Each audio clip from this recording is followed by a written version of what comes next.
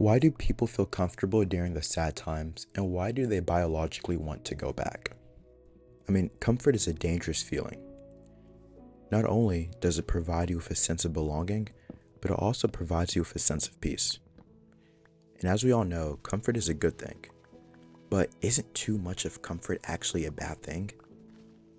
Comfort can cause us to reopen closed doors, not because we miss who they once were, but we miss the sense of calming that we've created within them. When you are actively becoming a new person, it's hard to experience that change. And as humans, we love to naturally stick to what seems easy or most common. Nobody really wants to go through that hard phase of trying something new. And that's why we often run back to the same vomit we have puked, not because it smells good, but because it's familiar to us. Like it says in Proverbs 26, as a dog returns to his vomit, so a fool returns to his folly. And as I'm sure you guys have heard this verse before, and this verse is extremely important because it provides us and shows us that despite the context of the situation, running back to what is familiar and easy is pretty much the go-to as us humans do. And I'm a victim of that comfort mentality, most definitely. I am just so used to running back to what's comfortable because I'm scared to branch out. I'm scared of the unknown, and I'm scared of what the world has to offer. I'm scared of what happens if I go out and try something new. And so because of that, I'll try and cling on to whatever I know is best because it's consistent. For example, I'll only eat at the same fast food place. I usually only eat at Chipotle. Why, you may ask? Because it's consistent. And even if it's not the best Mexican food, it still provides me with the most comfort and consistency. And knowing that I'll get the same experience every single time is very, very promising. But what if I were to try a new place? And what if it under-delivered? I would be in such a vulnerable position because not only did I waste my time, I wasted my money and my effort. But that right there is the negative perspective. What if when you try a new restaurant, it's actually much better than Chipotle? What if the food, the service, and the portions are all superior in every way? So as I said before, comfort is a very negative feeling sometimes because it can stop us from exploring the unknown and finding something that leaves us off better than before. So you see, comfort is dangerous because it stops us from branching out and experiencing new things. So like I said again, it's a paradox. Comfort can be very dangerous. And why? Because it doesn't just give you peace, but it tricks you into believing that you belong there, that you should stay wherever it feels calm, even if it's not heading towards growth.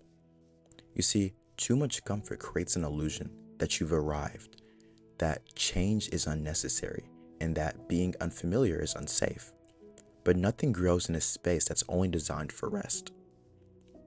Like I said again, we reopen doors once locked, not because we missed the person or the place, but because we missed the feeling, the predictability. And so when you're in the middle of becoming someone new, let's be honest, it does hurt. And growth isn't a romantic thing when you're in it, especially when you're alone. And when you're in those vulnerable moments, you always try to reach for what's easiest. Texting them even though you know you shouldn't, or running back to them even though they disrespected you. Not only is it harmful, but it's extremely toxic. And I want you guys to know that I'm guilty of this myself. I cling to what I know, like I said before, because the unknown truly does terrify me. When I'm in a situation where I feel like I don't know what's going to happen, I run back to what's familiar. Not because I don't want to grow, but because I'm scared of failure. That's really what it is. I'm scared of putting my all into something and then failing again. Because once you're at a state of failure, you're at a state of vulnerability. And that is one of the most scariest moments you could ever be in. But that's also a good thing, because you realize all of the beautiful gifts of consistency and peace and routine that's there. When you're so comfortable, you don't actually appreciate what you have. Now let me ask you a question. What if we stopped running back to the same habits? What if we got rid of the same fears and the same people and actually embraced our consistency? What if we took a leap and tried something new and it actually made us better? Even if it's uncomfortable or terrifying or it's not what it seems. How would that feel? That would feel pretty good, wouldn't it? But it's such a hard thing to come by because of comfort. Comfort feels so good, and we confuse it with purpose. And then we continue to confuse consistency with our calling. We tell each other things like, oh, you're not allowed to change, or you're not allowed to try new things. And that's not just us, but it's the comfort within us trying to tell us that we are not made for better, just simply to remain in the same place that we started off. And so, I want to challenge you guys, and to even challenge myself, that when you are coming in with comfort,